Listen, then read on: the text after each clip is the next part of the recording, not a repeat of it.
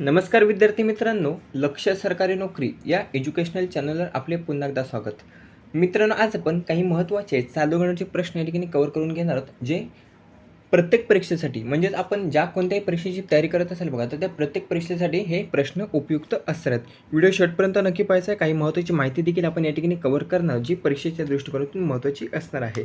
आजचा आपला भाग असणार आहे 466वा.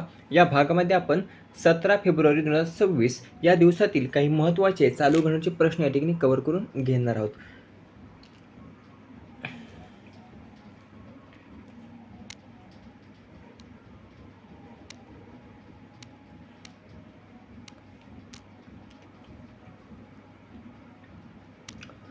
प्रश्न पहिला आहे, 16वी अखिल भारतीय पोलीस कमांडो स्पर्धा 2026 कोठे आयोजित केली आहे? याचं उत्तर आहे पर्याय क, गुरुग्राम, हरियाणा. हरियाणामधील गुरुग्राम या ठिकाणी 16वी अखिल भारतीय पोलीस कमांडो स्पर्धा 2026 ही आयोजित करण्यात आलेली आहे. काही महत्त्वाची माहिती पाहूया. आवृत्ती किती आहे? 16वी आवृत्ती आहे. आयोजक कोण असणार आहे? NSG म्हणजेच नॅशनल सिक्युरिटी गार्ड, ज्याला आपण मराठीत म्हणतो राष्ट्रीय सुरक्षा रक्षक, तर NSG याचे आयोजक असणार आहेत. याचं उद्घाटन कोणाच्या हस्ते पार पडलं? अखिल भारतीय पोलीस कमांडो स्पर्धेचं. तर NSGचे महासंचालक कोण आहेत? B श्रीनिवासन हे NSGचे सध्याचे महासंचालक आहेत. तर यांच्या हस्ते याचं उद्घाटन हे पार पडलेलं आहे. ठिकाण जर आपण पाहिलं तर NSG गॅरिसन, काय NSG गॅरिसन गुरुग्राम, हरियाणा या ठिकाणी ही 16वी अखिल भारतीय पोलीस कमांडो स्पर्धा 2026 याचं आयोजन करण्यात आलेलं आहे. यामध्ये सहभागी संघ किती आहेत? तर 24 सहभागी संघ असणार आहेत. त्यामध्ये CAPF आणि राज्य पोलीस दल हे सहभागी असणार आहेत. कमांडोंची संख्या जर आपण पाहिली तर जवळपास 800 कमांडो या ठिकाणी सहभागी असणार आहेत. उद्देश जर आपण याचा पाहिला तर दहशतवाद विरोधी तयारी, समन्वय, ऑपरेशन कौशल्य वाढवणे हा यामागचा उद्देश आहे. 3 प्रश्न महत्त्वाचे आहेत. आयोजन कोठे करण्यात आलं? गुरुग्राम, हरियाणा या ठिकाणी करण्यात आलं. कोणातर्फे करण्यात आलं? NSG नॅशनल सिक्युरिटी गार्ड यांच्यातर्फे करण्यात आलं. NSGचे प्रमुख कोण आहेत? B श्रीनिवासन आहेत. पुढील प्रश्न पाहूया दुसरा. DDAने वार्षिक पलाश महोत्सव 2026 याचं आयोजन कोठे केले आहे? तर DDAने वार्षिक पलाश महोत्सव 2026 हा फुलोत्सव आहे बघा, फुलोत्सव. तर याचं आयोजन हे पर्याय ब, दिल्ली. पहिला D लक्षात ठेवायचा आहे, दिल्ली. तर दिल्ली या ठिकाणी याचं आयोजन करण्यात आलेलं आहे. किती दिवसांचा असणार आहे हा महोत्सव? तर 3 दिवसांचा हा फुलोत्सव महोत्सव असणार आहे. लक्षात ठेवायचं आहे पलाश महोत्सव, ज्याचं आयोजन दिल्ली या केंद्रशासित प्रदेशामध्ये करण्यात आलेलं आहे. रेखा गुप्ता दिल्लीच्या सध्याच्या मुख्यमंत्री आहेत. दिल्लीतील जसोला येथे लाला हरदयाळ पार्कमध्ये याचं आयोजन हे करण्यात आलेलं आहे. लक्षात ठेवायचं आहे. तिसरा प्रश्न आहे, कुक सामुद्रधुनी ओलांडणारा पहिला आशियाई जलतरणपटू कोण ठरलेला आहे? प्रश्न हा देखील महत्त्वाचा आहे, स्टार मार्क करून ठेवायचा आहे. तर कुक सामुद्रधुनी ओलांडणारा पहिला आशियाई पॅरा जलतरणपटू कोण ठरलेला आहे? तर पर्याय क, सत्येंद्र सिंग लोहिया. सत्येंद्र सिंग लोहिया हा कुक सामुद्रधुनी ओलांडणारा पहिला आशियाई पॅरा जलतरणपटू ठरलेला आहे. प्रश्न महत्त्वाचा आहे. हा जो काही सत्येंद्र सिंग लोहिया आहे, तर तो मध्य प्रदेशातील भिंड जिल्ह्यातील आहे. भिंड जिल्ह्यातील आहे, मध्य प्रदेश राज्यामध्ये तो भिंड जिल्हा आहे. तर या ठिकाणचा तो आहे. अंतर जर आपण पाहिलं तर 23.6 किलोमीटर अंतर पार केलेलं आहे. किती तासामध्ये? तर 9 तास 22 मिनिटे. 9 तास 22 मिनिटांमध्ये 23.6 किलोमीटर अंतर हे पार केलेलं आहे. हा जो काही सत्येंद्र सिंग लोहिया आहे, तर यांना गेल्या वर्षी नाही, 2024ला पद्मश्री पुरस्काराने सन्मानित करण्यात आलं होतं. कोणत्या पुरस्काराने? तर पद्मश्री पुरस्काराने सन्मानित करण्यात आलं होतं. कुक सामुद्रधुनी थोडीशी माहिती पाहूया. कुक सामुद्रधुनी म्हणजेच न्यूझीलंडच्या उत्तर आणि दक्षिण बेटांना वेगळे करणारी सामुद्रधुनी जर आपण पाहिलं तर ती असणार आहे बघा, कुक सामुद्रधुनी. आणि ही ओलांडलेली आहे सत्येंद्र सिंग लोहिया, आणि असं करणार तो पहिला आशियाई जलतरणपटू ठरलेला आहे. या कुक सामुद्रधुनीची सरासरी रुंदी जर आपण पाहिली तर फक्त 22 किलोमीटर आहे. किती? फक्त 22 किलोमीटर. या व्यतिरिक्त थोडेसे महत्त्वाचे पॉईंट्स, इंग्लिश चॅनल ओलांडलेले पहिले भारतीय पॅरा स्विमर देखील आहेत सत्येंद्र सिंग लोहिया. त्यानंतर कॅटालिना चॅनल ओलांडणारे पहिले आशियातील देखील आहेत सत्येंद्रसिंग लोहिया, दोन्ही लक्षात ठेवायचे आहेत. चौथा प्रश्न आहे, स्वतंत्र आणि शहरी धोरण मंजूर करणारे देशातील पहिले राज्य कोणते ठरलेले आहे? तर पर्याय अ केरळ. काही दिवसांपूर्वीच बघा ज्येष्ठ नागरिकांसाठी बजेट सादर करणारे पहिले राज्य कोणते होते? तर केरळच होते बघा, ज्येष्ठ नागरिकांसाठी स्वतंत्र बजेट सादर करणारे.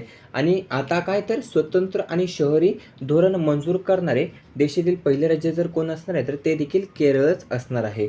पिनराई विजयन यांच्या अध्यक्षतेखाली याला मंजुरी ही मिळालेली आहे. लक्षात ठेवायचं आहे, पिनराई विजयन जे केरळचे मुख्यमंत्री आहेत. तिरुवनंतपुरम ही केरळची राजधानी आहे. 2050 पर्यंत 80% लोक हे शहरी भागात राहतील. 2023-24च्या अर्थसंकल्पामध्ये याची घोषणाही करण्यात आली होती. लक्षात ठेवायचं आहे, कोणत्या अर्थसंकल्पामध्ये? तर 2023-24च्या अर्थसंकल्पामध्ये. पाचवा प्रश्न आहे, रेल्वे मंत्रालयाच्या कोणत्या मल्टी ट्रॅकिंग प्रकल्पांना नुकतंच मंजुरी मिळालेली आहे? तर रेल्वे मंत्रालयाच्या 3 नवीन मल्टी ट्रॅकिंग प्रकल्पाला मंजुरी मिळालेली आहे. ती 3 प्रकल्प कोणते? उत्तर असणार आहे आपलं वरीलपैकी सर्व, म्हणजेच बल्लारी होसापेट, दिल्ली अंबाला, कसारा मनमाड.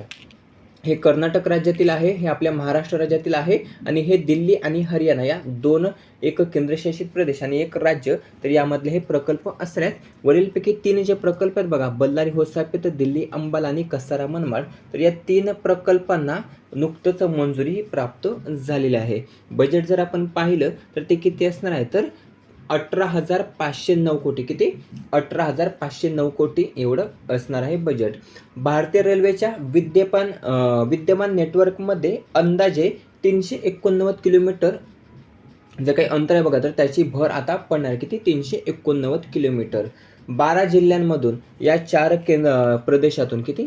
4 राज्यातून बघा, म्हणजे ते 4 राज्य कोणते? तर दिल्ली, हरियाणा, महाराष्ट्र, कर्नाटक या 4 राज्यातील 12 जिल्ह्यांमधून हे मार्ग जाणार आहेत. 3,902 गावांशी कनेक्टिव्हिटी मजबूत होणार आहे. आणि हा जो काही प्रकल्प असणार आहे तर तो 2030 ते 2031 पर्यंत पूर्ण होण्याची शक्यता वर्तवली जात आहे. सध्या केंद्रीय रेल्वे मंत्री कोण आहेत? अश्विनी वैष्णव आहेत, अश्विनी वैष्णव.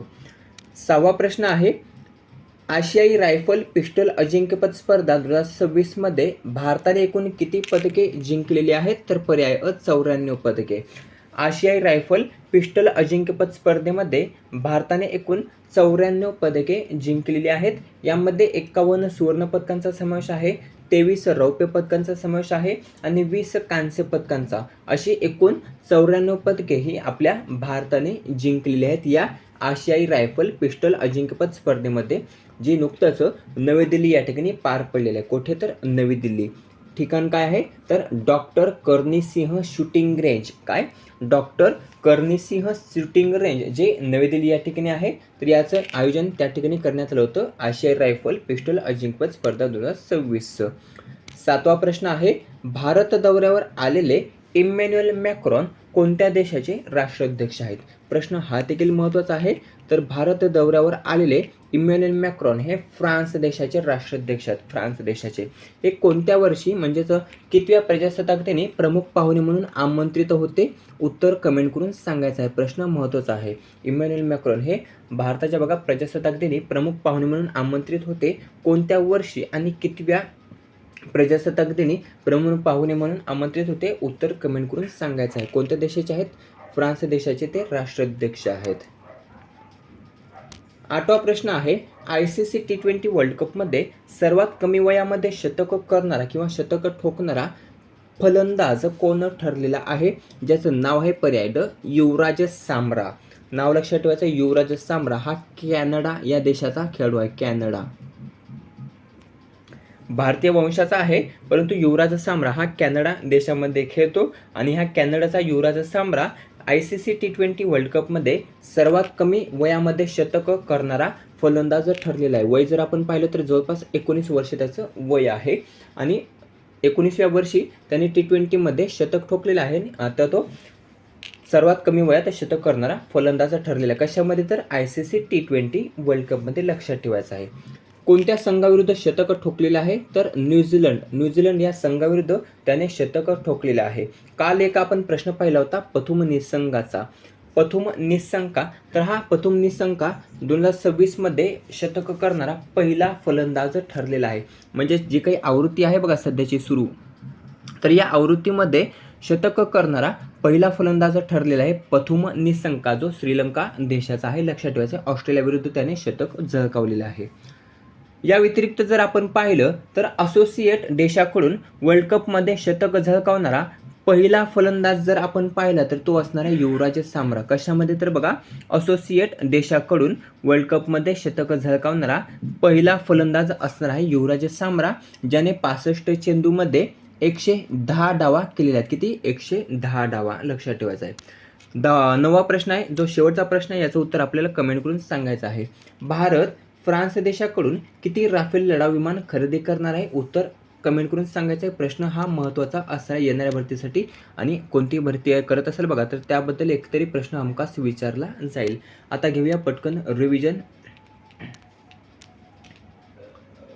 प्रश्न पहिला होता, 16वी अखिल भारतीय पोलीस कमांडो स्पर्धा 2026 कोठे आयोजित करण्यात आली? तर गुरुग्राम हरियाणा या ठिकाणी 16वी अखिल भारतीय पोलीस कमांडो स्पर्धा 2026 आयोजित करण्यात आली आहे.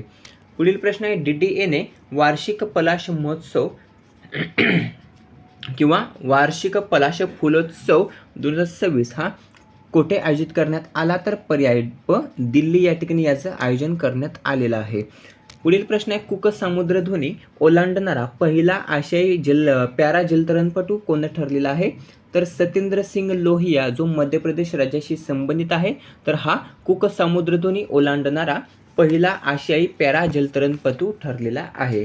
त्यानंतरचा पुढचा प्रश्न आहे, स्वतंत्र आणि शहरी धोरण मंजूर करणारे देशातील पहिले राज्य कोणते ठरलेले आहे? तर केरळ हे राज्य स्वतंत्र आणि शहरी धोरण मंजूर करणारे देशातील पहिले राज्य ठरलेले आहे.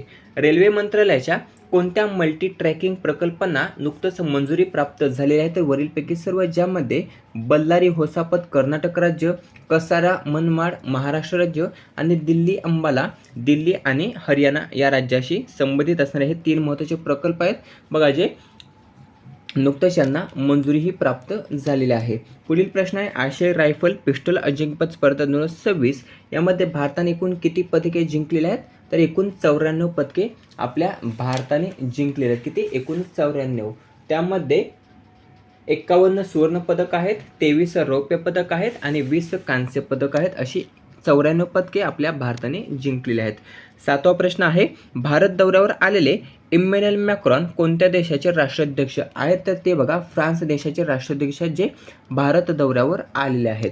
8वा प्रश्न आहे, ICC T20 वर्ल्ड कपमध्ये सर्वात कमी वयामध्ये शतक करणारा फलंदाज कोण ठरलेला आहे? तर कॅनडाचा युवराज सांबरा हा ICC T20 वर्ल्ड कपमध्ये सर्वात कमी वयात शतक करणारा फलंदाज ठरलेला आहे. आता राहिला 9वा प्रश्न, ज्याचं उत्तर आपल्याला कमेंट करून सांगायचं आहे. 9वा प्रश्न असा आहे, भारत फ्रान्स देशाकडून एकूण किती राफेल लढाऊ विमान खरेदी करणार आहे? ज्याचं उत्तर आपल्याला कमेंट करून सांगायचं आहे. व्हिडिओ कसा वाटला कमेंट करून नक्की सांगा. व्हिडिओ आवडला असेल तर मित्रांसोबत जास्तीत जास्त शेअर करायचा आहे.